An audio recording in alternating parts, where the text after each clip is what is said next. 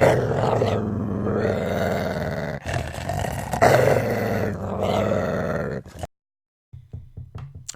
is going on, everybody? It is your boy, Baddog, back with another New York Giants video. And, I was reading a very interesting article today talking about Odell Beckham and talking about the Giants receivers. And, looking at the article, it tells you that we do not miss Odell Beckham one bit on offense. Now, this isn't a video bashing Odell Beckham or anything. I just know a lot of people were upset that we let him go. They say, hey, he's a once-in-a-generation player, and you can't let a guy with that kind of talent walk away. Dave Gettleman, you don't give up on talent. We all know how that went and everything else.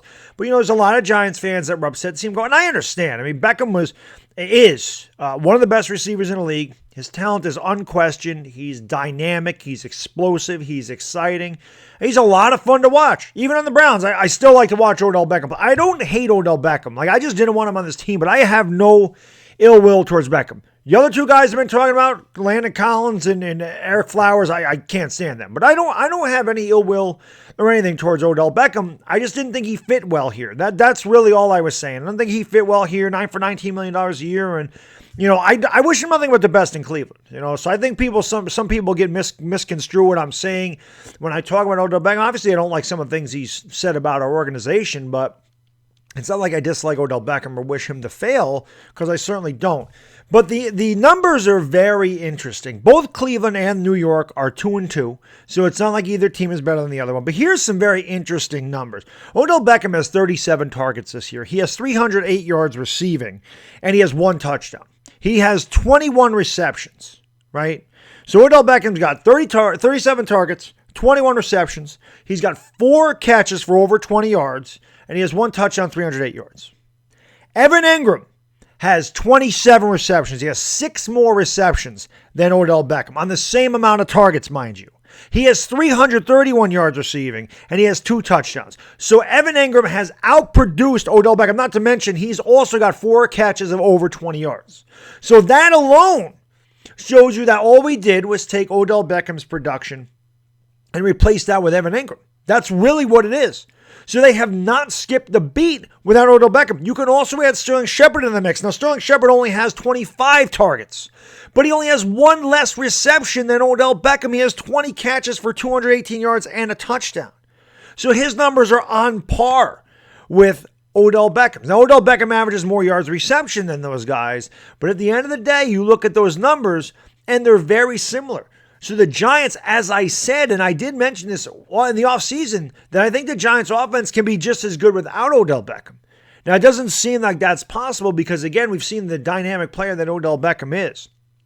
But he also took a lot of targets away from Evan Engram, which is a big reason why myself and a lot of other Giants fans felt like Evan Engram was going to have a big breakout season, because if you looked at the last 4 games last year, he had 320 yards receiving, and he had more than half of his targets in the last 4 games. And I know he missed some time because of injury, but think about that. I think he missed 3 games because of injury. So the other 9 games of Beckham there, he had less targets than he did in the last 4 games without Odell Beckham. And Evan Engram is perfect, goes perfectly with Daniel Jones because of that RPO ability and the play action, which just allows a tight end to be free because the linebackers bite on it, they freeze, and Evan Engram's past the defense. So they really don't miss Odell Beckham at all. And offensively, the New York Giants are fine. I mean, we didn't score much against Buffalo, but then again, neither did New England. New England didn't even score an offensive touchdown. Their touchdown came on a block punt, and Tom Brady did not have a good day at all.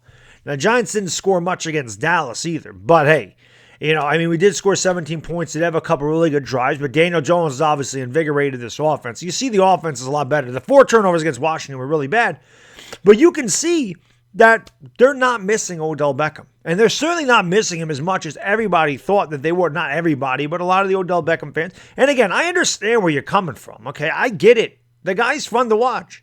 It's fun to watch. And trust me, there's a little part of me that would have liked, and I've mentioned this before, that would have liked to have seen just once, just to see what Daniel Jones and Odell Beckham could have done.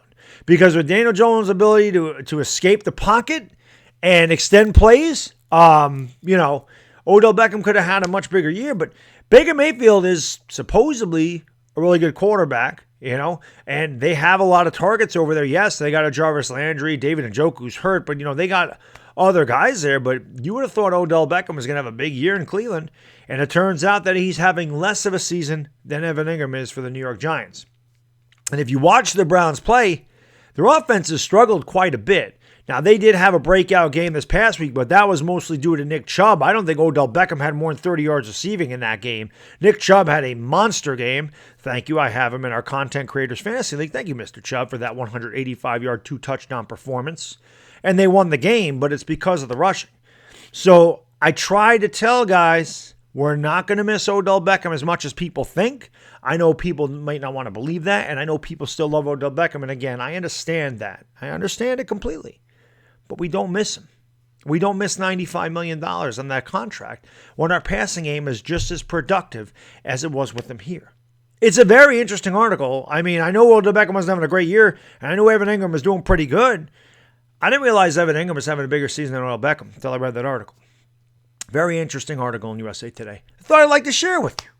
So that's what I got. Tomorrow I'm going to have about 3 videos. I got to record a lot of videos. Now there's things I want to talk about. I got my preview video with the Vikings coming up. I want to talk about Saquon Barkley's ankle, and I want to do a little Yankee Oakland A preview. So I'm going to have at least 3 videos tomorrow. I'll probably space them out 9:30, 1:30, 5:30, something like that, maybe 6 o'clock. But I'm going to have at least 3 videos up tomorrow because I missed a day, and I feel like there's just a lot I want to talk about, and I just don't have the time. So I have some time tonight after they, Mrs. and little Baddog go to bed, so I'm going to hammer out 3 videos. I'll put them up tomorrow. Hope you guys will watch them. And, hey, if you like what you see, as my man, The Entertainer, says, give me a little thumbs up. Hit that subscribe button. Ring that bell. And as always, peace!